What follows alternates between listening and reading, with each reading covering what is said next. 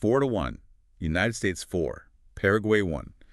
First time the U.S. men have ever scored 4 goals in a World Cup match, and they do it on home soil at SoFi Stadium for the first time since 1994.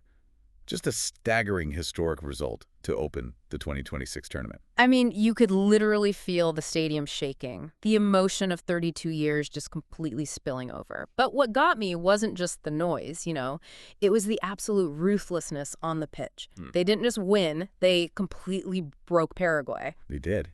And we have to talk about Folarin Balogun immediately. 2 goals plus 1 ruled out for offside.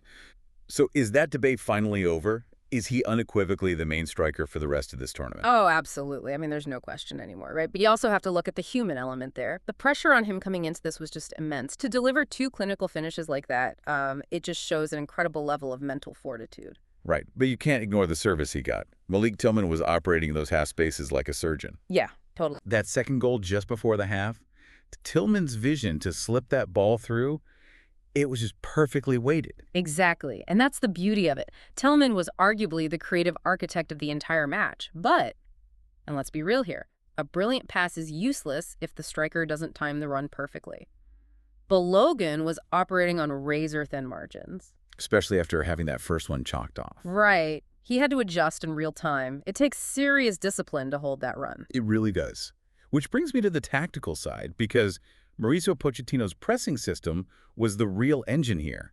The U.S. forced an own goal from Bobadilla in the first 7 minutes just by, well, suffocating Paraguay in transition. Suffocating is the perfect word. I mean, Paraguay looked like they were constantly panicking the moment they won the ball and tried to expand their shape. The U.S. was just already on top of them. Exactly. It was a relentless wave of geometric pressure. They couldn't even pivot their hips to find a pass. And Paraguay completely collapsed under it, structurally and emotionally. You saw it boiling over late in the game when Alonso was just repeatedly grabbing Tyler Adams from behind. Yeah, that yellow card was pure frustration. When your legs are gone and you're getting comprehensively outplayed, you resort to those cynical fouls.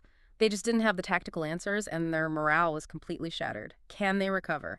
I'm honestly not sure. It's going to be tough for them to bounce back. Oh.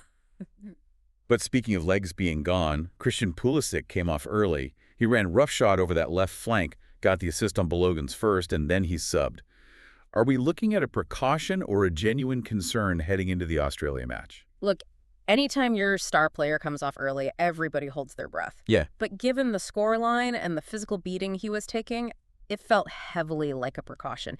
You have to protect your biggest assets in a high-intensity system like this, That brings up the squad depth, which is usually where the U.S. falls apart in World Cups. But then we hit the 98th minute. Oh, wow. Yeah. Reyna comes off the bench, gets on the end of a Freeman pass, and hits an outside of the boot Trivela into the far post. Unbelievable skill. I mean, the sheer audacity to try that in the dying seconds of a World Cup match. It just proves this squad is built differently. In the past, the bench was a liability. Now you have guys coming on who can completely change the geometry of the game.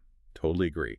So let's talk match ratings and the road ahead. I'm giving the U.S. an easy 9 out of 10, maybe higher for that first half. I'd go 9.5, honestly. Fair enough. And Paraguay, a generous 3.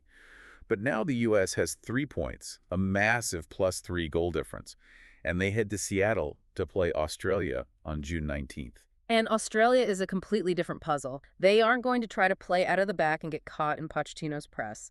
They are going to sit in a low block, pack the box, and make the U.S. try to pick the lock. Right, which means absolutely no space for Balogun to run into. The U.S. will need insane patience, and maybe that's where Tillman and Reyna become even more crucial. Yeah, it's going to be a completely different kind of test. It is. So here is a thought for you to chew on before that match.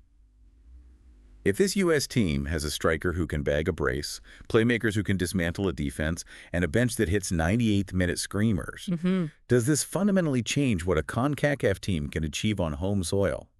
Are they actual contenders now? It is definitely starting to feel that way. The ceiling has been completely raised. It really has. Yeah. Well, that is all for our post-match breakdown here on GK Terrace. Make sure you hit that subscribe button right now. Yeah, definitely subscribe to GK Terrace. We're going to have so much more World Cup coverage coming your way, and you really won't want to miss it. Absolutely. See you next time.